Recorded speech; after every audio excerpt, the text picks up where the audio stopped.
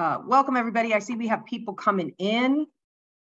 We want to welcome you to this wonderful release of the FoSE National Teacher Preparation Standards for Sex Education. This is the second edition, and it is thrilling to know that we have just released that. And so we're going to take just a couple more minutes and we'll let people get in, and then we're going to kick it off and get started. Again, thanks for being here. If you can, in the chat, drop us where your location is, what school or university you're representing, and give us the, good old hurrah before we get started. We're really excited.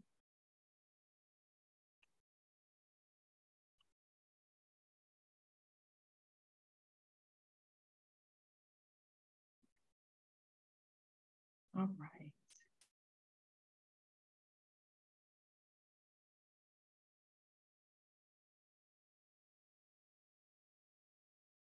Welcome, North Carolina. I'm going to call you out if I see you. Delaware's in the house. Okay. Okay. Thank you, Florida. University of Kentucky. Let's go. Let's go.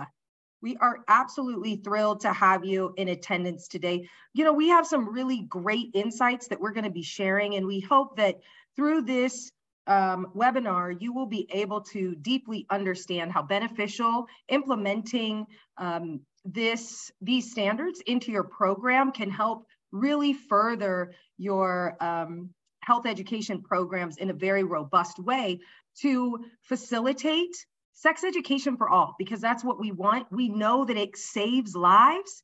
So we are definitely thrilled to have you here. So I'm going to go ahead and introduce myself. My name is Michelle Slaybaugh. My pronouns are she, her. I am the Director of Director of Social Impact and Strategic Communications for SIECUS, Sex Ed for Social Change, and I am a part of the thought leadership at the FoSE initiative. So thank you so much. I keep seeing Florida pop up, and guess what? You know what? In the belly of the beast, y'all are here, and we are so thrilled to have you here. I'm seeing a lot of names pop up that I recognize. So let's go ahead and start to give you the background of FoSE and kind of how FoSE came together. FoSE's been around since 2007, and it was an initiative in which brought together answers, SIECUS, Sex Ed for Social Change, as well as advocates for youth. And the mission of FoSE was to come together and really utilize our resources, our insights, our skills to advance sex education in the public school setting. And over the 10 plus years, 15 years that FoSE has been in existence, there have been incredible advancements in the field with the National Sex Education Standards 1 and the second edition, as well as the development of the National Teacher Preparation Standards for Sex Education. This is the second edition. It was just released hot off the presses. And we are super, super, super excited to have you here. So welcome, welcome, welcome. And before we get too far, I want to continue to, let me see here. Are we good with the recording and everything, Jen? Okay, thank you very much for letting me know that. I want to go ahead and just kind of talk about our presenters today.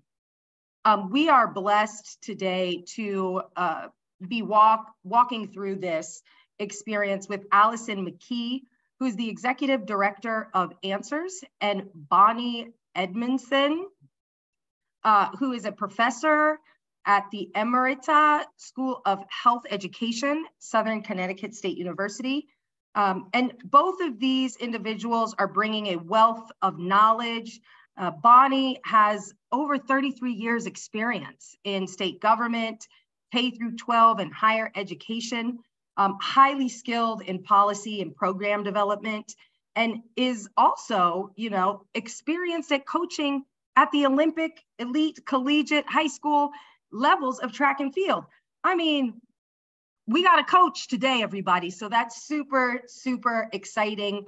And with Allison has had a long career in the advancement of sex education in the nonprofit sector and the higher education sector, and is a very skilled sex education educator and health promotion leader. So thank you so much for both of them for being with us. And so let's talk about now these learning objectives and what we're hoping you will walk away from after this presentation.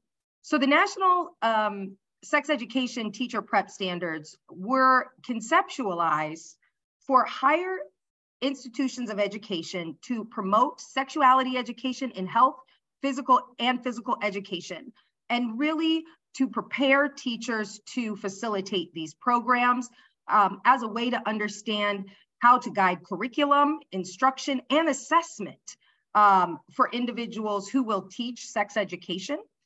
So really giving them a full, well-rounded experience in understanding what it's really going to look like once you get in those classrooms. I think that what I'm excited about most in these learning objectives is really helping people understand the rationale for why these teaching preparation standards are important and how to implement them. Our speakers today are going to provide examples of the application and how to really ensure your programs at your universities are as robust and indelible as possible. And then finally, they will provide for you how you can utilize these teacher preparation standards to increase effectiveness of instruction in their professional settings. So we're going to go over the 7 areas within teacher candidates or ideas that teacher candidates should show, and we'll provide you an opportunity to be able to evaluate competency. That's professional disposition, diversity and equity, content and knowledge, legal and professional ethics, planning, implementation, and assessment. And finally, that would also include, did I get them all? I think I might have got them all. Being able to meet students where they are. And so with that, I think if we don't have any questions about FoSE, because I kind of started with that, I think we are ready to hand it over. How do we feel about that? We can drop a thumbs up or exclamation point in the chat. I can't see anybody, to be quite frank. So there's that, And at that, I'm going to go ahead and let Allison take it away.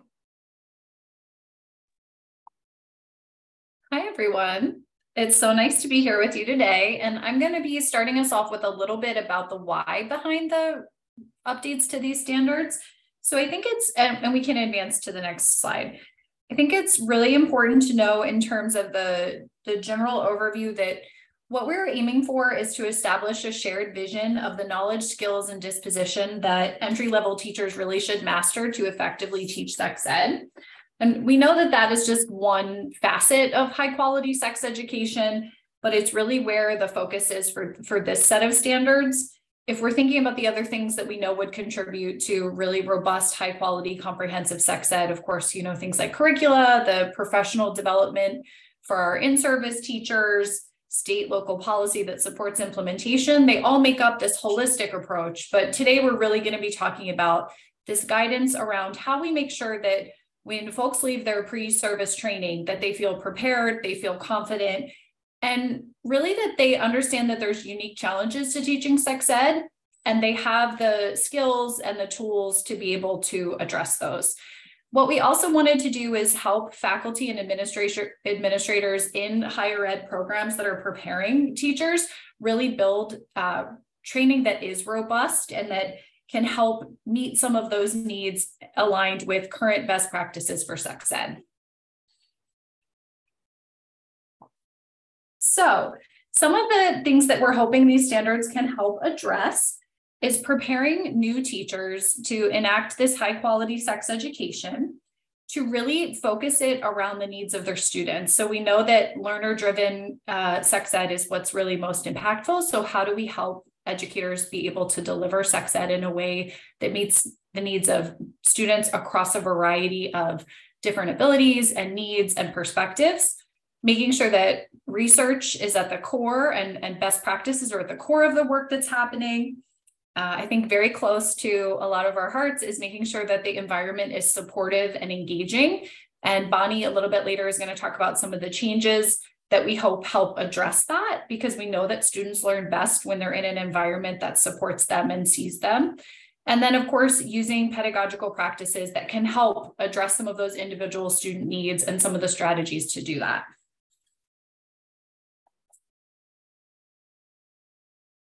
So the need for why we believe these standards are really needed. We know that being prepared professionally is incredibly important. Any subject, I always talk all the time to folks about, if you're teaching a new math skill and you have no foundational information in how to do that, even though you may know how to solve the math problem, you may not know how to convey that to students and how to convey it in a way that's impactful for them and allows them to build their skills. So we really want these standards to be able to help address the unique needs, again, that folks will need when they're teaching sex ed, so that the instruction is high quality and effective, and we know that it can have impact on students.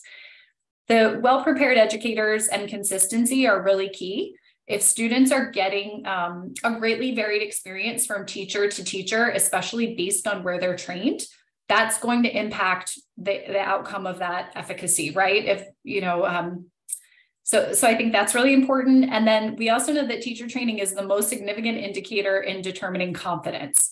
As I mentioned earlier, I think a lot of us who are involved in health education and sex education know that they can be challenging topics. People can have a wide variety of values, feelings, opinions. There's our own shame and stigma that can come, especially when it's around sexuality education, and that heading into the classroom feeling as confident and prepared and having had the practice at addressing that and balancing those different needs is incredibly important.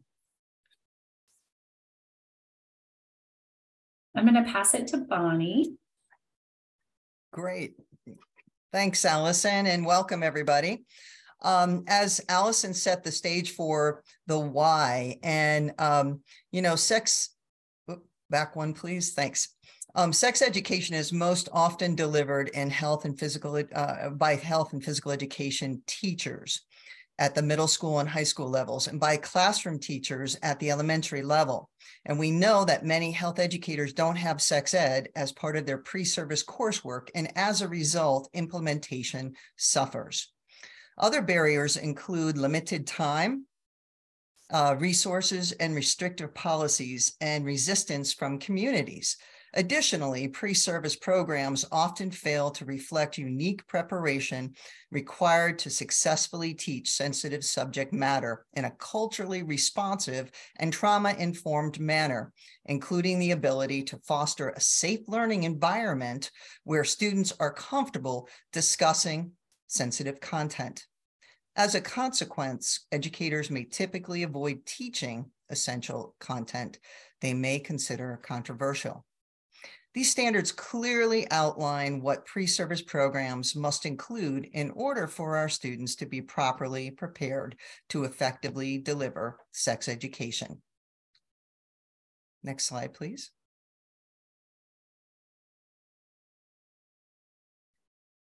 And this is a great summary slide describing why these standards are so important. And we decided to share this because it's such a comprehensive piece and such a very powerful quote.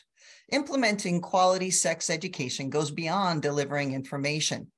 Educators must have the knowledge and skills to provide young people with opportunities to explore their own identities and values, along with the values and beliefs of their families and communities in a culturally responsive and trauma-informed way. They should feel prepared to allow young people to practice communication, negotiation, decision-making, and assertiveness skills they need to create healthy relationships, both sexual and non-sexual, throughout their lives. And again, that's a huge why for us, and certainly absolutely essential. Next slide. Allison? Yes. So a little bit about the process. How were these created? How did revisions happen? Because I think it's important to kind of understand the grounding of these standards. So the original committee that met to work on these standards, that was in 2012. And it was really a robust group of folks from health education, teacher preparation, the sex ed world, higher ed, state departments of education, national orgs, governmental orgs. So there were a wide group of folks that were involved in the original development of these standards.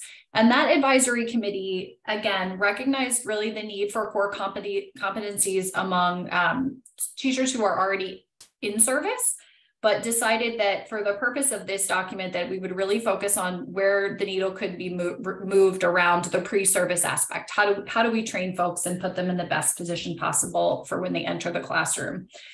So I think that it's important to know that the original standards were published in the Journal of School Health along with a corresponding article. And I think we often share that just so folks know that there's peer-reviewed journals involved, that this really has some credibility. This was not just a group of folks who decided what these should be. A lot of opinions, a lot of vetting, and that peer-reviewed piece were in place. And I think what this original release did is it really helped people understand not only how important the pre-service training is, but really how limited it is for many folks who intend to teach sex ed as a part of their roles, whether in elementary school, middle school, or high school. And as a result, you can see here, we've shared that 21 institutes of higher ed in 15 states have actually changed programmatic requirements as a result of this, which I think is just wonderful when you think about the overall impact and how many folks hopefully leave these teacher preparation programs more confident, more ready, and able to give students what they need in terms of sex ed. So go, whoop.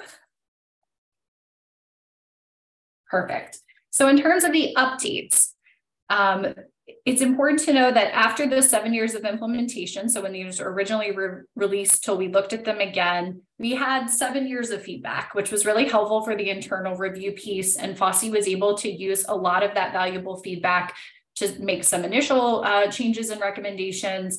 And then again, another group of experts, this time I think even broader, was brought together and gave us really valuable suggestions for things that we could add and change. And Bonnie is going to spend a little bit of time specifically calling out for folks what is different in this edition and what have we added. But all of this, again, to be aligned with changes to the national sex ed standards that I also think I'll talk a little bit more about in a few slides. Bonnie, did you want to say something? No, I'm going to pick up when you finish that. Yeah. So we can go to the next slide. This is just a list for folks to know where the national teacher prep standards are aligned with other existing education standards. And I talked a little bit on the last slide. I think it was incredibly important for FoSE to make sure that not only were these standards well vetted and grounded in research, but they were also aligned with standards that especially institutions in higher ed may be more used to referring to, or maybe just have a longer history of working with. So these are those other standards that many folks use when they are preparing health educators, when they are looking at what's happening in the classroom, and the revised standards really do align with these other pieces of guidance in the field.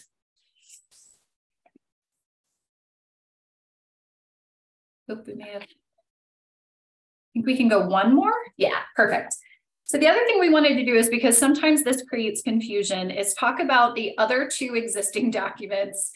One of them being the National Sex Ed Standards. So the National Sex Ed Standards, first edition 2012, second edition 2020, these are really the standards that focus on the core content and skills for young people or for students. And the updated version of these standards really reflects a lot of advancements, especially around sexual orientation, gender identity, racial and reproductive justice, addressing technology and the role that technology now plays in young people's lives, some other medical technology that has advanced in that time. But this is the document that folks are really using to guide what happens for students in sex ed in K through 12. Then the other side of the screen, you have the professional learning standards for sex education. And these were created by the Sex Education Collaborative in 2018. And the real difference, I think sometimes folks are confused about the teacher prep standards and the PLESI, we call them PLESI standards. The PLESI standards are really meant for in-service teachers. So these standards guide professional development for teachers who are already in the classroom doing the work. The wonderful thing, and I'll talk a little bit more about this on the next slide, is that all three of these are aligned and are intended to be used collectively, right? That we have what should students be learning. We can actually go to the next slide if it's helpful. We have what should teachers be learning, or what should students be learning through the National Sex Ed standards. We have what should pre-service teachers be learning through the National Teacher Prep standards, and then these professional learning standards for sex ed to really help current teachers and guide the professional development to make sure that they're able to keep up with changes, to stay as relevant as possible, and to continue to meet the needs of students.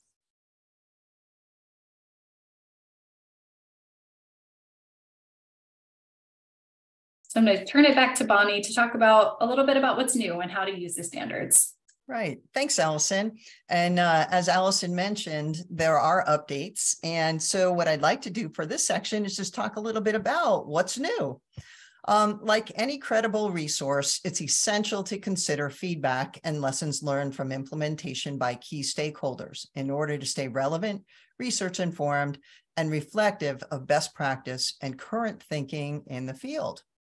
As a result, this new edition includes new topics and expanded focus in some areas to provide increased guidance to teacher prep programs and teacher candidates, new indicators and refocused topic strands to better address what's necessary to be effective and high quality sex educator, and more detailed rationale and examples in each section.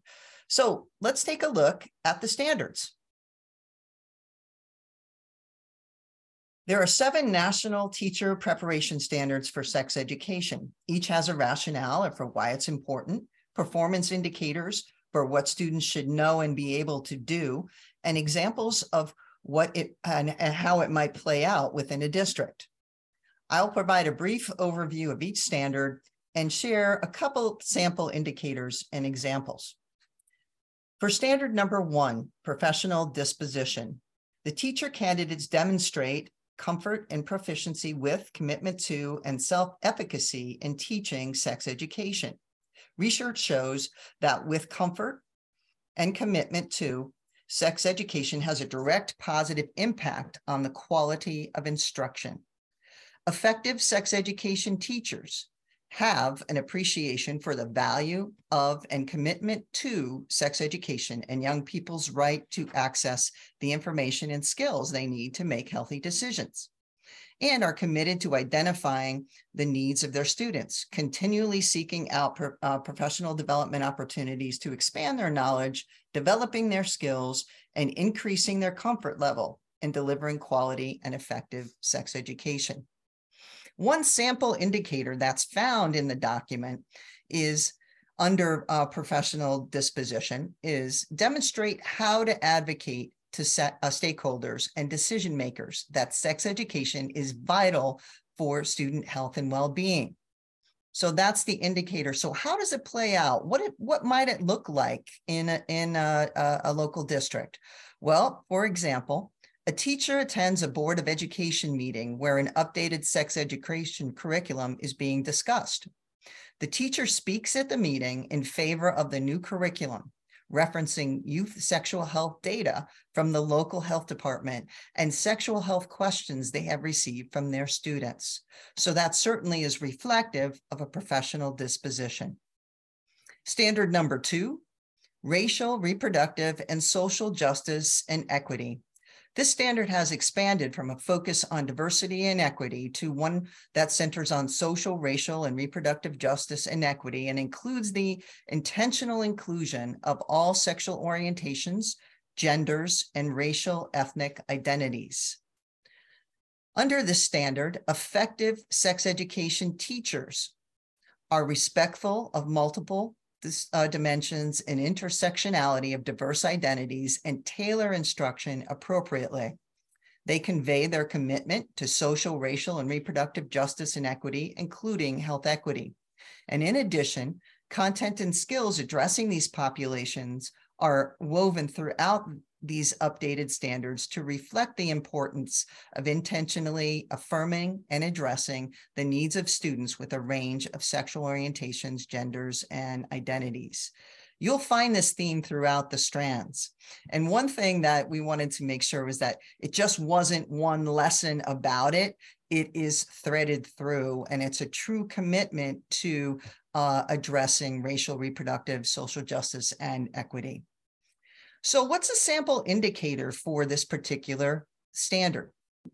Well, one sample performance indicator for students is to be able to identify continuing professional learning related to school-based sexual education, including learning opportunities that focus on social, racial, and reproductive justice, language inclusivity, trauma-informed, and intersectional approaches.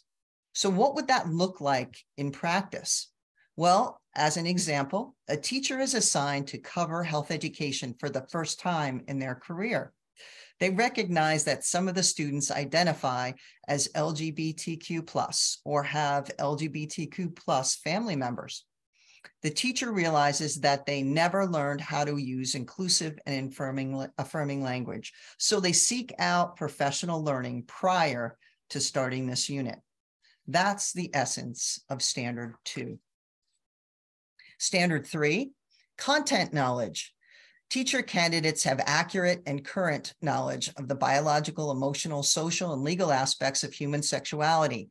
This standard has been updated to reflect the national K-12 student sex education standards.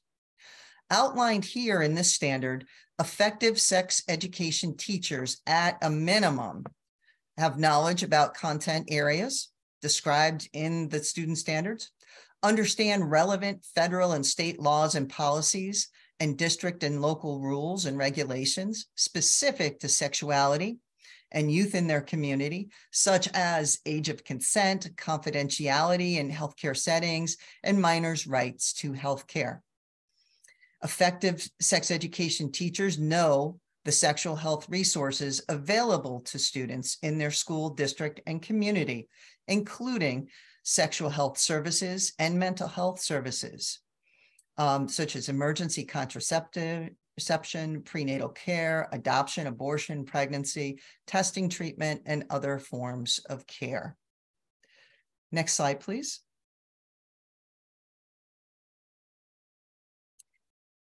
Standard 4, legal and professional ethics.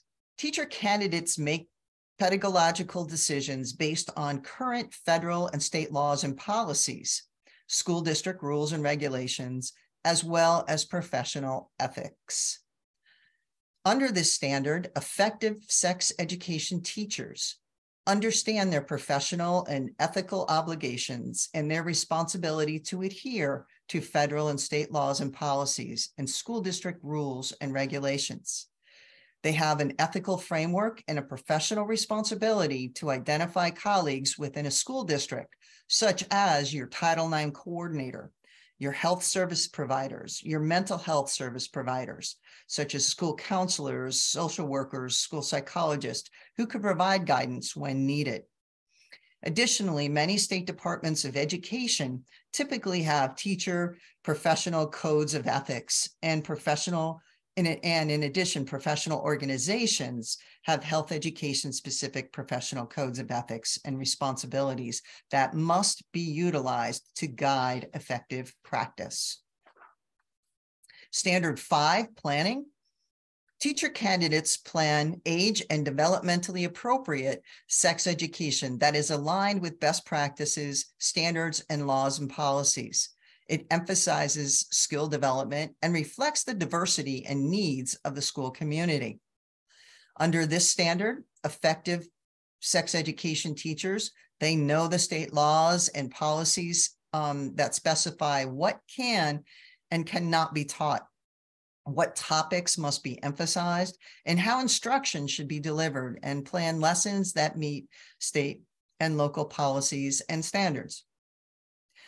Effective teachers know and access resources that are approved for use and adhere to review and approval process of instructional material within their districts.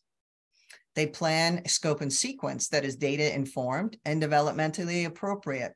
And they ensure that curriculum includes functional knowledge and specific skills to adopt healthy behaviors, as well as address students' beliefs and attitudes related to sexuality. Additionally, they allot for sufficient time for students to practice skills. It's not just a one-shot deal. It's an ongoing commitment to practicing, giving students opportunities to practice, learn and practice skills and reinforce skill development. And they also utilize research-based and informed resources to assist with selecting age and developmentally appropriate content. One of the most useful resources that I've used in my practice is CDC's Health Education Curriculum Analysis Tool. They have specific modules based on content, and they do indeed have a sexual health module. And for each grade cluster, they have developmentally appropriate and age-appropriate performance indicators of what students should know and be able to do by specific grade levels. And our courses, we've curriculum development, sexual health, we refer to that resource to really help students to say, well, when do I teach what and when? So that if you haven't already had an opportunity to take a look at the so-called HECAT, H-E-C-A-T, I would really implore you to do so. It's a valuable resource, just one of many, but tried and true. Standard 6, implementation. The teacher candidates use a variety of effective instructional strategies to teach sex education based on current research, evidence, and pedagogical theory. For many pre-service students, taking a health or sex education class may be the first time that they've had the opportunity to discuss sexuality openly with a trusted adult. Under this implementation standard, effective sex education teachers set group agreements and class expectations, create a safe and supportive classroom culture and environment for all students and each student. And a sample indicator I've chosen to include here is really kind of a laundry list of absolutely essential components of implementation. Demonstrating, and I'll just read a few of them. They're clearly listed in the document, but demonstrating the ability to implement sex education that meets the following criteria: that it's age and developmentally appropriate, culturally responsive, trauma-informed, authentic, grounded in principles of social, racial, and reproductive justice and equity, and accessible to people of differing learning styles and physical and cognitive abilities. And you'll see that that's the crossover. And I believe there was a question about accessing and including special education teachers, and how important that is to make sure that each of our students has access to appropriate education. And finally, and you'll notice that there's a strong integration of planning and implementation of curriculum. And finally, standard 7 is assessment. Teacher candidates implement effective and culturally responsive strategies to assess student attitudes, knowledge, and skills to improve sex education instruction. Under this standard, effective sex education teachers recognize the importance of assessing their students' knowledge, attitudes, and skills to improve their instruction. They utilize strategies that are not only effective at gathering honest student input, but also are equitable, inclusive, and culturally responsive, allowing student choice around assessment strategies, use of equitable calling on strategies. Those are examples of what we're talking about. And they're also trauma-informed. These techniques will enable an effective teacher to continuously receive valuable feedback from students, as well as supervisors, to ensure the instruction is meeting the intended learning outcomes. So in summary, the updated National teacher preparation standards for sex education reflect an increased emphasis on the need for using culturally responsive and trauma-informed approaches. Teaching must embrace and actively engage and adjust to students and their various cultural identities and lived experiences. As a guiding principle, the Substance Abuse and Mental Health Services Administration, also known as SAMHSA, they have a great document entitled Concept of Trauma and Guidance for Trauma-Informed Approach. And it provides an excellent guidance for educators to utilize these such informed strategies when implementing sex education. So those are your 7 standards. Next slide, please.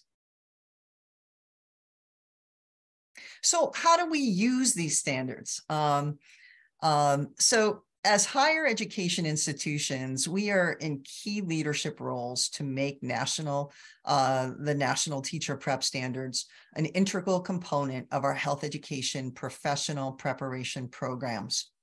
The standards must drive pre-service teachers in understanding and demonstrating the key indicators as defined within each standard and listed here on this slide. Next slide, please. The standards should guide coursework, instruction, and assessment decisions. We need to ask ourselves the following questions.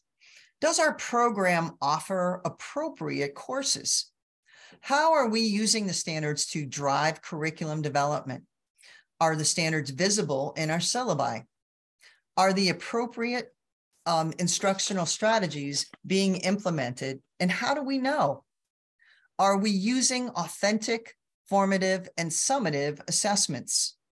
And is there clear alignment of curriculum, instruction, and assessment and are these reflective of the standards?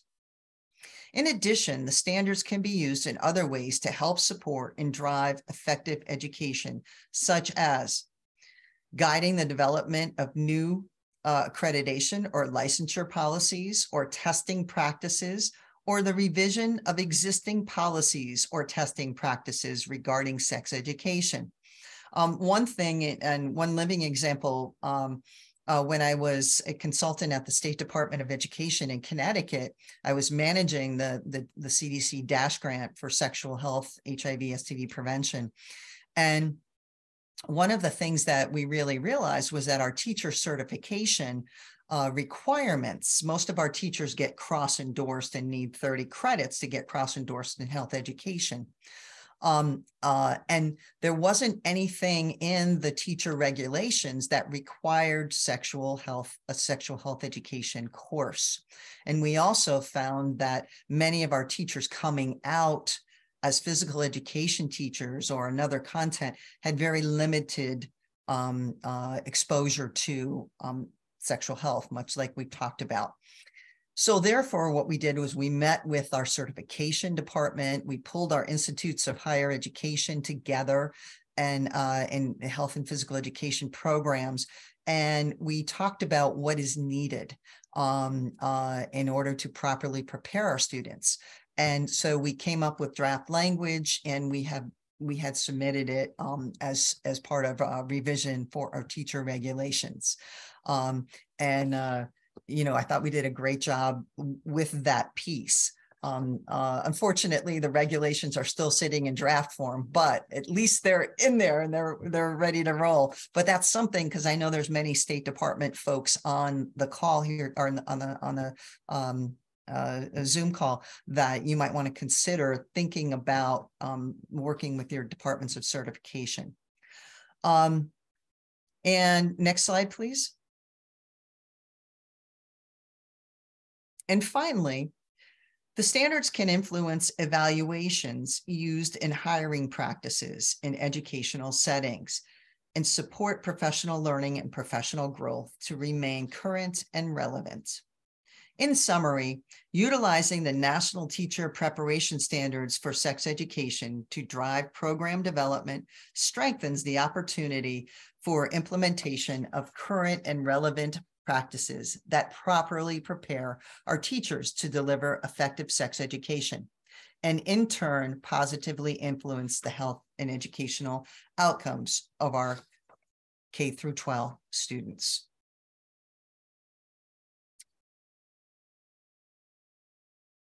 So I'm going to turn it back over to Michelle on this one. Thank you so much. What an amazing amount of information, just incredibly robust in what we both have all experienced and witnessed here today. So thank you so much, Bonnie. Now I'd like to turn it over to our participants, and I'd like for you to drop in the chat. What is one takeaway from today's webinar that you will use to inform your programs or practice?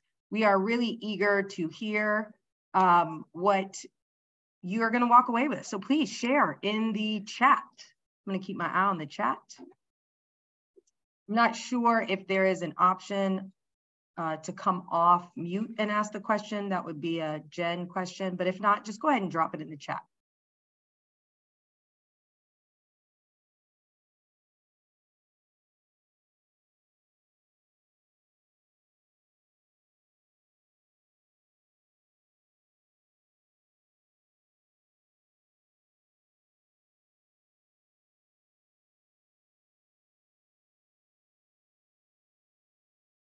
Additionally, if you have any questions or would like further clarification, you can also come off mute and ask that at this time. There are some great comments in here. The important role of standards in assuring that what is understood as best practice and what is known about what young people need is really valuable to teachers, and making sure it's available to those teachers. That's great. Thank you.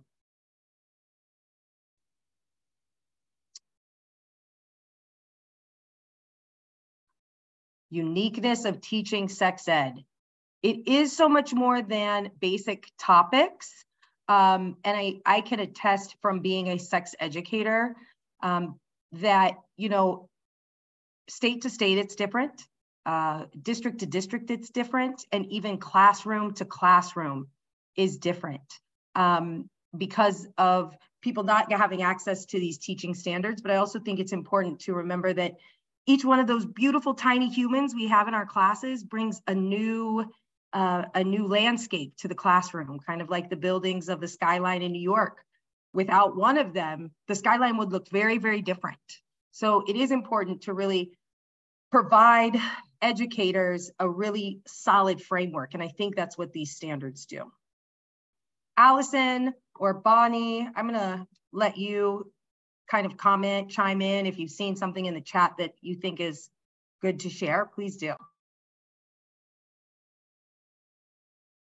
Yeah, I'm just seeing the comment that the recognition that many people teaching sex ed are not well prepared as sex educators and don't know all the answers.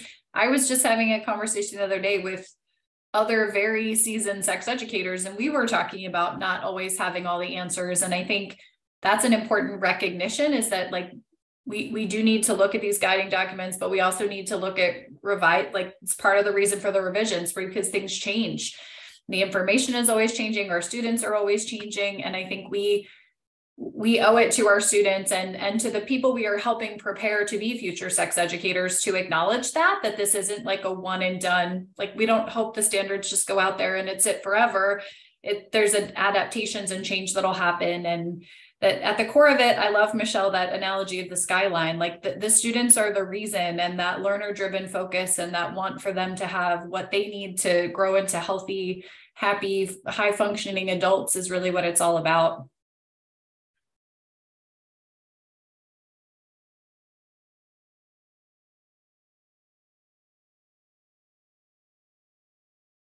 Ooh, I'm seeing that comment too from Megra, like not just choosing whose schedule it's convenient for. Right? Which sometimes does happen. I know I've taught intro to human sexuality courses sometimes as an adjunct because no one else wanted to teach them, or the only person whose schedule it worked for was like not really prepared, and institutions were like, oh great, this is what you do, you'll take it. But how often does that happen, whether in K through 12 or higher ed, where whoever inherits the sex ed class is like just whoever can make it work, and really that we need to prioritize the person who's best prepared and that professional disposition, the person who has the professional disposition and the want to better themselves and keep improving and teach that content. And I would almost I'd go on a limb and say, I'd rather not have the course taught than have it taught by somebody who is not properly prepared, because that's the first thing that our students, when they go out into a district, whether they're student teaching or their first year teaching, we always talk about, what are the do's and don't do's, and you've got to be properly prepared, or else those are the things that are going to get you into trouble. So it should be we all know we're all on this Zoom call, so we all know that it should be one of the most important courses that's taught in a pre-service program.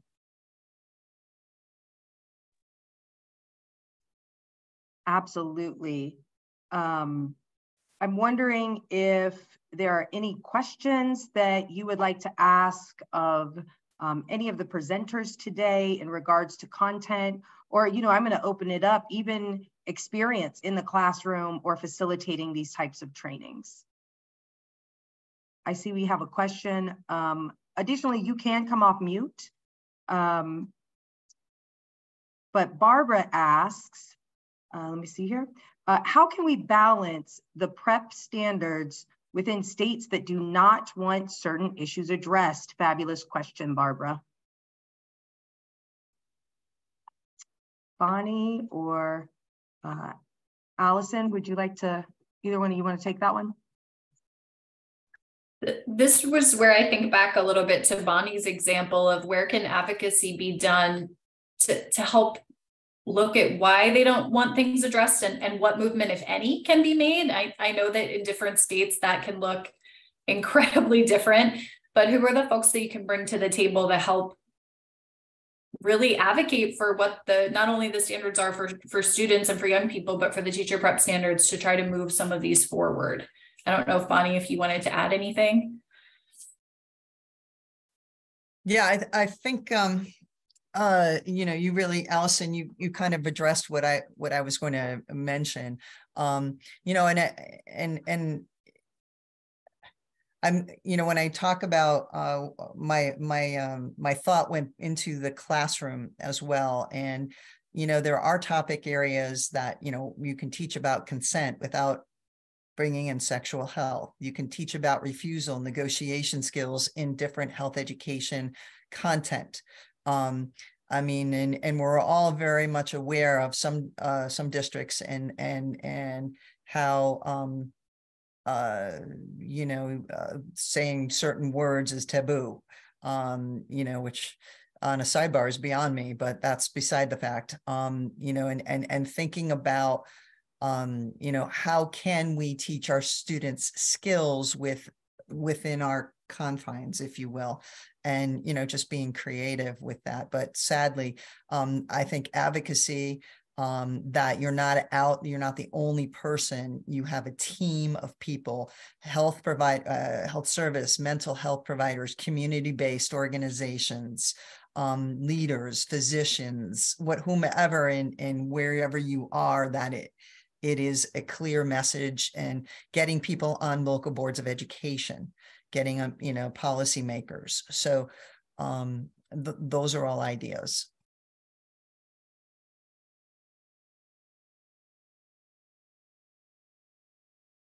If there are any other questions, again, this is the best time to ask. When I think about how people work around, I am reminded of the viral video that went out a few years ago of the PE teacher that couldn't talk about condoms, but used the example of a sock and how to put on a sock. And I have to give him credit because he even pinched the tip, and he was really he said, you got to pinch the tip. So yeah, thank you for saying that. Yeah, so if any other questions or last minute statements, we still have about 10 minutes. So really great. Thank you, Bill. Really great opportunity to ask questions.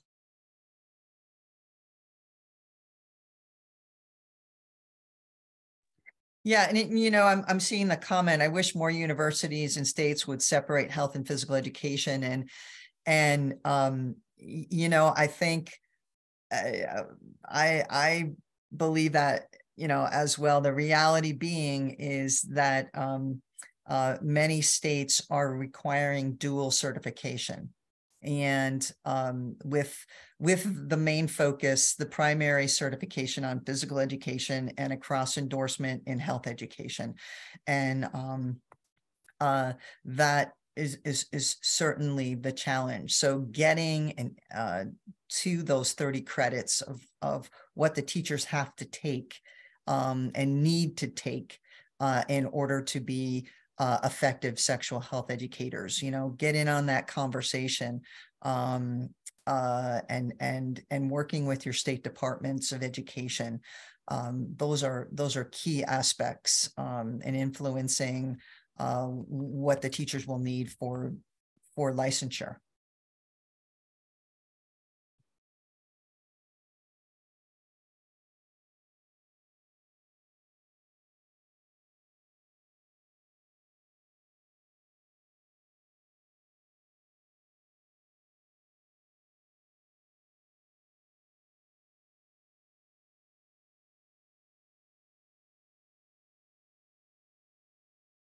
I see Wendy's here. Wendy does awesome work. Wendy Sellers.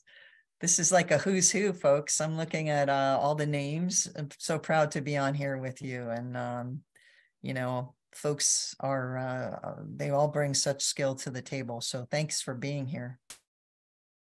Well, I am going to second that. And I want to thank both you, Bonnie, and Allison for presenting. Oh, I think we got a last minute question. Is there a way to access the recording for folks who weren't able to come? Yes, we will be sending this out to those who registered. And then as long as it's okay, we will also post this on the SIECUS YouTube page as well. So there will be a place that you can go back to that. If there are no more questions, I honestly think both Allison and Bonnie did such an incredible job. That is probably why there have not been a lot of questions, along with the amazing people in the room. We definitely want to thank you. And from FoSE to all of you, the work continues, and we are always going to be here to help support and advance the work to ensure that all people, especially young people, can access inclusive, affirming sex education at schools. So thank you, thank you, thank you so much, everyone. Thank you. Thank you, everyone.